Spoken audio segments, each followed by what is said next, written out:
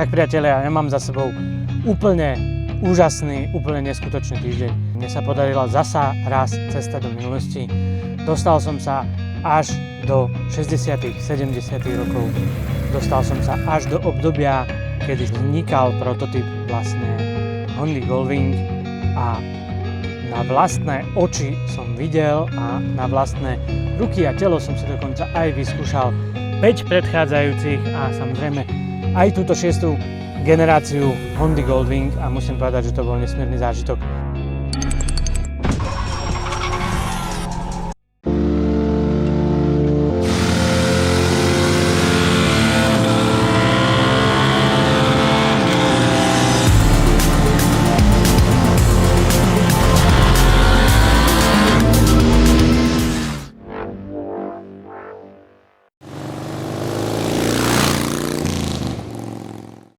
Toto video, ktoré sa chystáš teraz si pozrieť, je druhou časťou našej minisérie o legende menom Honda Goldwing.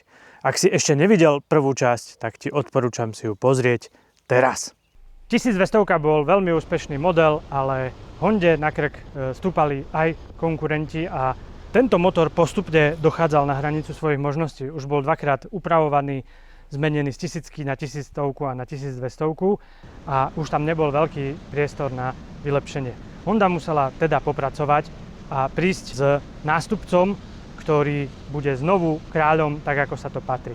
Takto ale Honda vstúpila už do novej epochy. Tak a máme tu 4. generáciu Hondy Goldwing, ktorá bola totálne revolučná pre tento model. Je to motorka, ktorá bola odpredu dozadu úplne novo postavená, totálne prekopaná a prichádza. Je to vlastne prvý Goldwing, ktorý je v takej podobe, ako ho poznáme dodnes. Jeho vývoj sa začal už v roku 84, to znamená v čase, kedy prichádzala GL 1200 ako novinka. Už v tom čase začali pracovať na nasledovníkovi, prišiel úplne nový vývojový tím.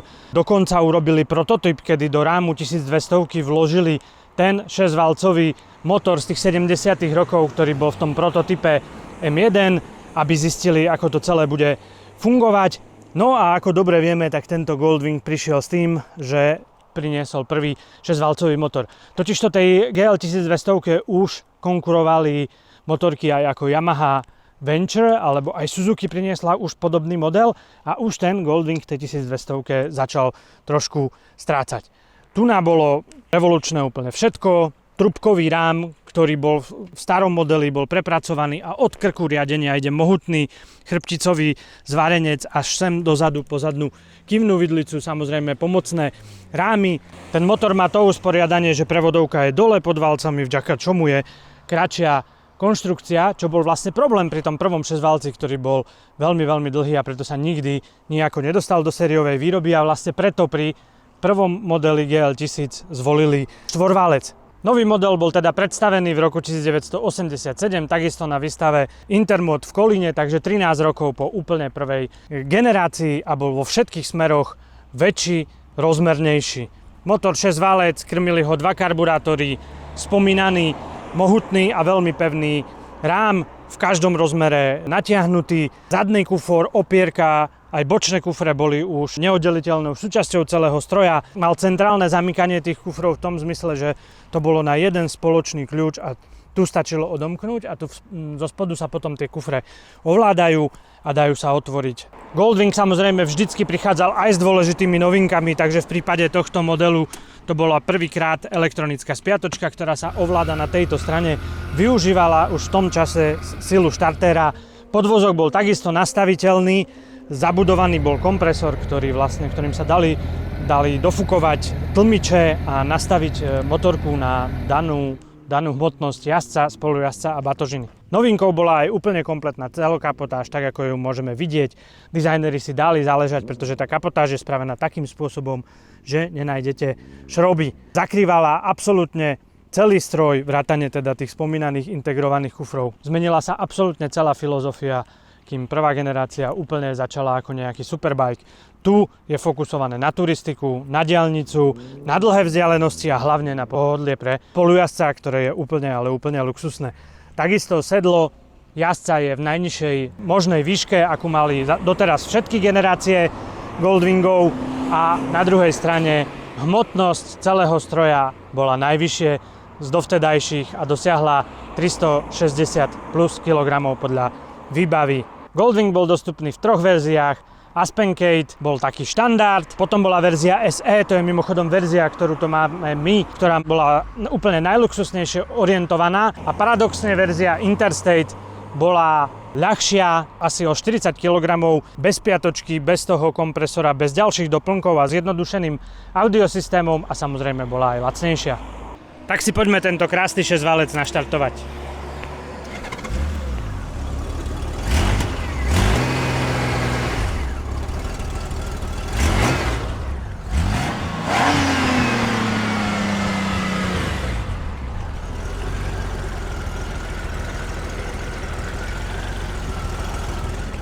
Je až neuveriteľné, aký krásny chod táto motorka má. Má viac ako 30 rokov. Tu sa absolútne nič nepohne, nič nevybruje. A prejav motora je absolútne perfektný.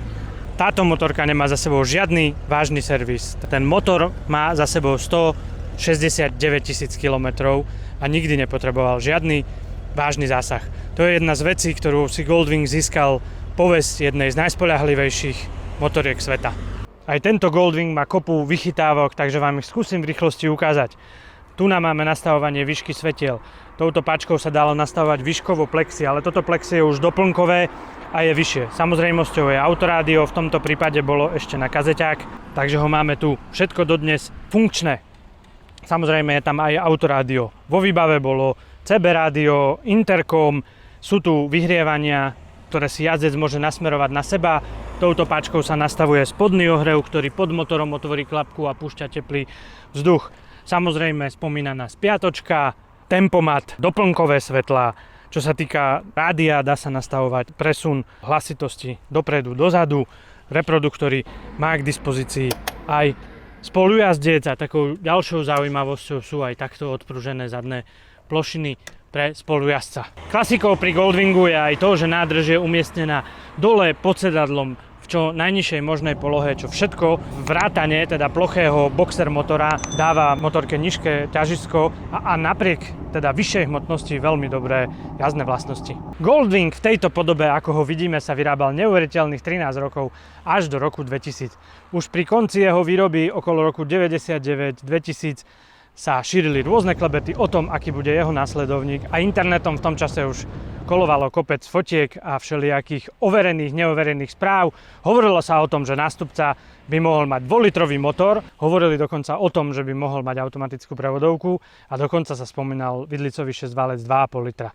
Pokračovalo to ale inak a to už je 5. generácia Goldwingu. Až dlhých 13 rokov čakali priaznivci Goldwinga na novú generáciu a tu ju máme pri sebe, generácia, ktorá prišla v roku 2001 a bola v predaji až do roku 2017, a priatelia, tu na ju máme v špeciálnej limitovacej edícii k 30. výročiu značky Goldwing, takže rok 2005 a za nami 50. výročie a aktuálny model. Táto 5. generácia priniesla viacero zmien. Motor samozrejme zostal boxer 6-válec, jeho zdvihový objem narastol na 1.8 1832 kubíkov a tým pádom narastli aj výkonové parametre z 99 koní až na 117 koní. Napriek všetkým tým klebetám, ktoré chodili, Honda zostala verná tejto koncepcii. Veľkou zmenou bol aj rám, ktorý z pôvodného oceľového zvarenca prešiel na hliníkový rám. Tento hliníkový rám ušetril takmer 12 kg a ďalšie kilá sa ušetrili aj v črevách samotného motora, napriek tomu, že teda narástol jeho zdvihový objem. Motor má samozrejme už vstrekovanie paliva a do výbavy tej úplne prvej generácie Goldwinga z roku 2001 sa dostalo aj voliteľný systém ABS. Goldwing prišiel s novým vzhľadom, novým dizajnom, ktorý mal byť oveľa atraktívnejší, a Honda sa snažila osloviť aj mladších jazdcov, aj keď ten rozdiel hmotnosti oproti 1500 činil len 18 kg menej v prospech nového modelu, tak Goldwing bol za jazdy oveľa pocitovo ľahší na ovládanie ako pôvodná 1500. Samozrejme ostali mohutné rozmery a hlavne veľké rozmery, čo sa týka batožinového priestoru, kde Honda neuberala, a ostala bohatá výbava s audiosystémom. Kazeťák vystriedalo CD-čko, bol voliteľný menič CD-čiek vzadu, Pribudlo napríklad elektronické nastavovanie svetiel oproti tomu manuálnemu, čo mala 1500. Elektronické nastavenie predpätia podvozku a nemôže chýbať tempomat a plnohodnotné rádio so všetkými tými funkciami. Veľmi pohodlné je veľké, samozrejme pre jazdca aj spolujazdca, ako je u Goldwingu zvykom. Takisto zostal v ponuke interkom a takisto aj voliteľné CB rádio. Aj tieto Goldwingy sa vyrábali v americkom závode. Samozrejme v roku 2005 Honda pripravila aj výročný model k 30. výročiu. Ten máme práve pri sebe, dostal pamätné emblémy k 30 rokom tejto legendy. Ďalšia veľká inovácia prišla v roku 2006, keď Goldwing ako prvý motocykel na svete dostal do výbavy airbag pre jazdca. Bol to veľký unikát. Táto verzia priniesla aj navigačný systém, plne farebný, s hlasovými pokynmi, vyhrievané sedlo, rukovete pre jazdca aj pre spolujazdca a ďalej dostal aj naspäť to vyhrievanie ovládané z vrchu, tie klapky, ktoré sa tu navysunuli a pustili ohrievací vzduch na nohy jazdca. Práve model 2007 bol model, s ktorým som sa ja stretol prvýkrát ako motocyklový novinár a to vám tu môžem priložiť nejaké dobové zábery. V roku 2010 bol rok, kedy Honda ukončovala výrobu modelu Goldwing v Amerike a v roku 2011 sa absolútne Goldwing nevyrábal. Takisto tam boli všelijaké šumy, ruchy, že príde nová generácia. Nestalo sa tak, Honda využila ten rok na presťahovanie všetkých tých strojov potrebných na výrobu späť do Japonska a modelový rok 2011 pokračoval v takejto podobe znovu, ale už bol vyrábaný v Kumamoto v Japonsku. Dnešní znalci a priaznivci Goldwingov hovoria o týchto dvoch v Amerike vyrábanom do toho 2010 a potom 2011 až 2017 ako o Goldwingu v rámci tejto generácie. Prvá generácia a druhá generácia. Takto to majú rozdelené napriek tomu, že tam k žiadnym závažným rozdielom nedošlo. Menili sa prvky výbavy, menili sa stupne výbavy, menila sa tá výbava. Spočiatku ABS bolo dostupné iba v tej najvyššej výbave a neskôr sa presunulo aj do nižších výbav ako perfektný prvok pre bezpečnosť jazdcov. Tá druhá generácia priniesla viac menej minoritné rozdiely, dalo by sa to nazvať faceliftom, zmenil sa vzhľad svetlometov, mierne kapotáže, lepšia ochrana jazdca, zmenil sa tvár kufrov, ktoré nabrali tu na taký špicatý tvár. Objem tých kufrov mimochodom v tejto generácii bol až 150 litrov. No a samozrejme sa updateoval audiosystém, kde teda CD meniče a CDčka vystriedali modernejšie MP3 a iPod kompatibilné systémy, väčšia navigácia s jasnejším displejom a podobné vylepšenia. Na ďalšiu generáciu Goldwinga si však ľudia museli počkať až na tú skutočnú a to je už generácia číslo 6, ktorú máme tu za nami. Tak a presúvame sa do roku 2018 až do súčasnosti a toto je aktuálna posledná generácia. V tejto generácii popracoval extrémne na tom, aby priniesol motorku, ktorá by zaujala aj mladších jazdcov. Predsa len Honda musela na tomto zapracovať. Goldwing počas tých 5 generácií postupne narastal, zväčšoval sa objem batožinového priestoru a zväčšovala sa aj celkovo hmotnosť tej motorky a už nebola až taká atraktívna pre mladších jazdcov. Tento Goldwing je široko ďaleko najľahší, vyslovene veľa ubral na hmotnosti a najštihlejší, najobratnejší a najšportovejší. Najväčší výkon motora, prepracovaná bola predná vidla, tak už to nie je klasická vidla, ale vidla s takým prepákovaním, tým pádom sa to pri brzdení neponára. No a samozrejme, že update musel byť kompletne všetkých elektronických systémov na to, na čo sme dnes zvyknutí. Navyše Goldwing dostal 7-stupňový dvojspojovkový automat prevodovku DCT. V tých prvých rokoch bol dostupný aj s manuálom. My sme v tom čase robili porovnávací test aj manuálu, aj automatu. No ale dnes a postupne časom sa samozrejme najviac presadil spomínaný automat, ktorý máme aj v tomto kúsku a v podstate dnes je najrozšírenejšou a na Slovensku aj oficiálne jedinou verziou Goldwingu, ako sa predáva. Okrem týchto vecí Goldwing dostal Bluetooth, konektivitu s mobilom, samozrejme Android Auto, Apple CarPlay a práve vo verzii 2025 sa tieto veci ďalej vylepšovali. dostal prepracované kvalitnejšie reproduktory, dostal prepracovaný Bluetooth komunikátor, no a samozrejme Android Auto a Apple CarPlay sú teraz prepracované tým spôsobom, že fungujú konečne bezdrátovo cez Wi-Fi. Perfektná vecička, musím povedať, že na toto som si veľmi rýchlo zvykol. No a za nami je teda výročná edícia k 50 rokom značky Goldwing. Tá prichádza s týmto špeciálnym farebným prevedením. Keď ste videli tú 1200, tak viete prečo a ako veľmi dobre k sebe tieto dve limitované verzie pasujú. Ďalej ku Goldwingu výročnému dostanete takýto kľúč s výročným logom a podobný emblém je potom aj na nádrži tohto stroja. No a prvých 1833 zákazníkov v Európe dostane k limitovanej edícii ešte model Goldwinga 28 cm, veľký model, ktorý je polený na polovicu a z jednej strany je model zo 70. rokov, takže úplne prvá verzia GL1000 a z druhej strany aktuálny model. Všetky verzie Goldwinga som vám doteraz naštartoval, tak to nemôžem spraviť výnimku ani pri novej 1800.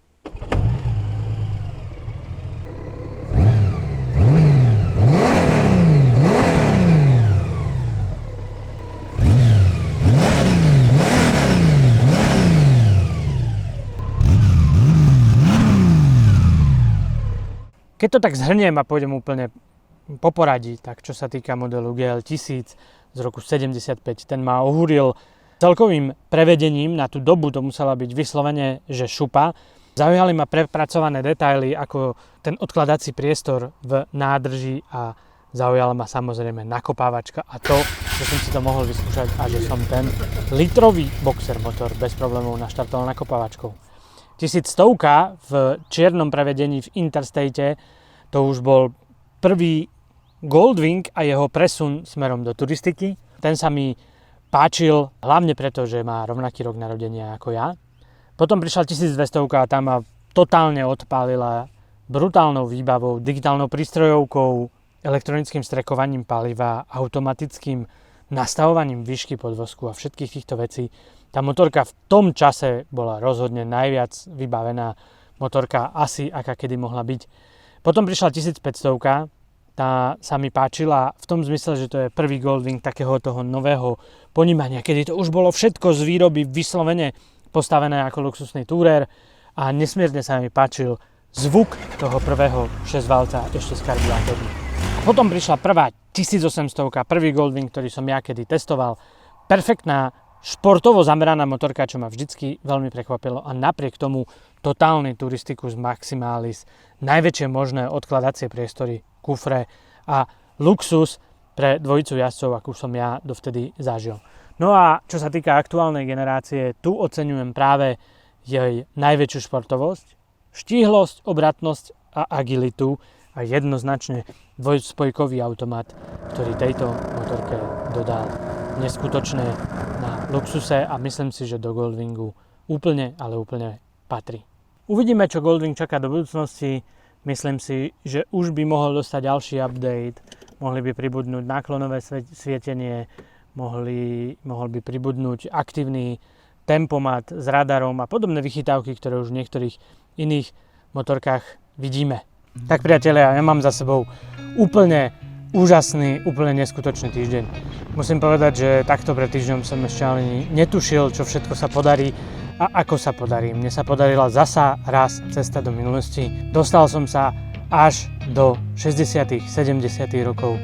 Dostal som sa až do obdobia, kedy vznikal prototyp vlastne Hondy Goldwing a na vlastné oči som videl a na vlastné ruky a telo som si dokonca aj vyskúšal 5 predchádzajúcich a samozrejme aj túto 6. generáciu Hondy Goldwing a musím povedať, že to bol nesmierny zážitok.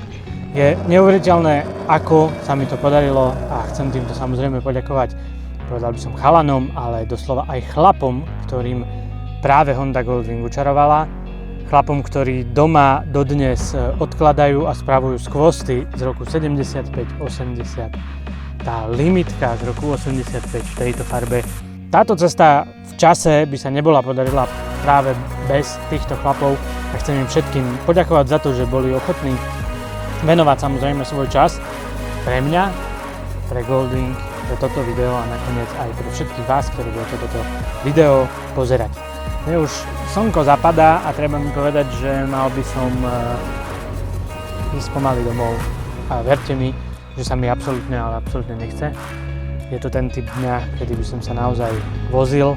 Čaká ma ešte cesta do Bratislavy, takže my si s touto aktuálnou verziou ešte čo to užijeme.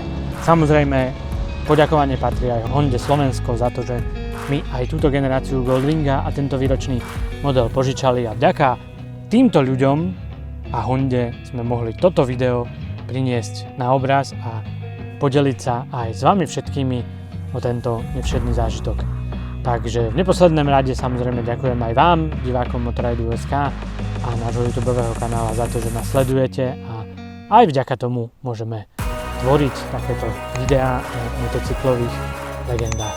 Takže vás pozdravujem a vidíme sa na cestách, na necestách, či už to bude na Goldwingu alebo na akejkoľvek inej motorke. Majte sa pekne, pozdravia z Havia. Čauko.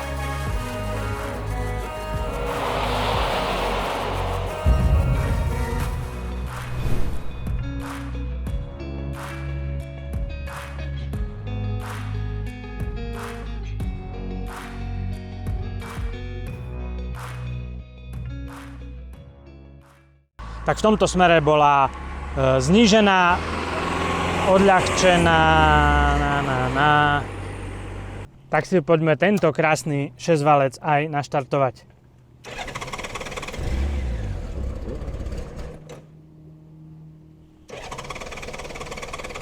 Nemáme, že benzín alebo čo?